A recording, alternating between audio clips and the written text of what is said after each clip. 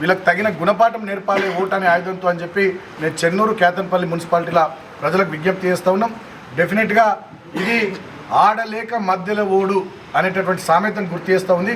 ఓటమి భయంతోనే మా అభ్యర్థులను బైండ్ ఓవర్ చేయడం కానీ, మేమున్నటువంటి ఇండ్ల మీద మా అభ్యర్థుల ఇండ్ల మీద రైడ్ చేయడం కానీ, ఈ రకమైనటువంటి దుర్మార్గాలకి మంత్రి గారు తెగబడుతూ ఉన్నారు. చెన్నూరు ప్రజలను కూడా ఆలోచించమని కోరుతూ ఉన్నా, కేతన్పల్లి మున్సిపాలిటీ ప్రజలను కూడా ఆలోచించమని కోరుతూ ఉన్నా.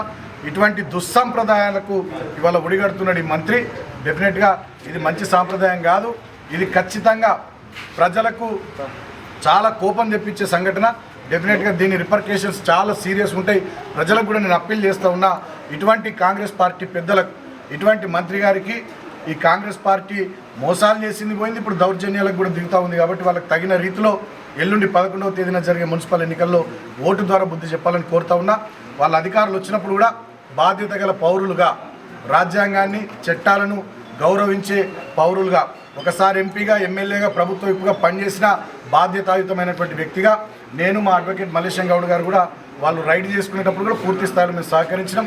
ఎక్కడ మా కార్యకర్తలు కొంచెం కోపంకి వచ్చినా కూడా మా కార్యకర్తలందరినీ సముదాయించి, ఇంకా చాలామంది కార్యకర్తలు ఇక్కడికి వస్తామంటే వద్దు, మీ వార్డులలోనే మీరు ఉండండి, అవసరం లేదని చెప్పి సముదాయించి అందరినీ వాళ్ళు రైడ్ చేసుకోవడానికి కూడా మేము సహకరించినాం, మేము కోఆపరేట్ చేసినాం.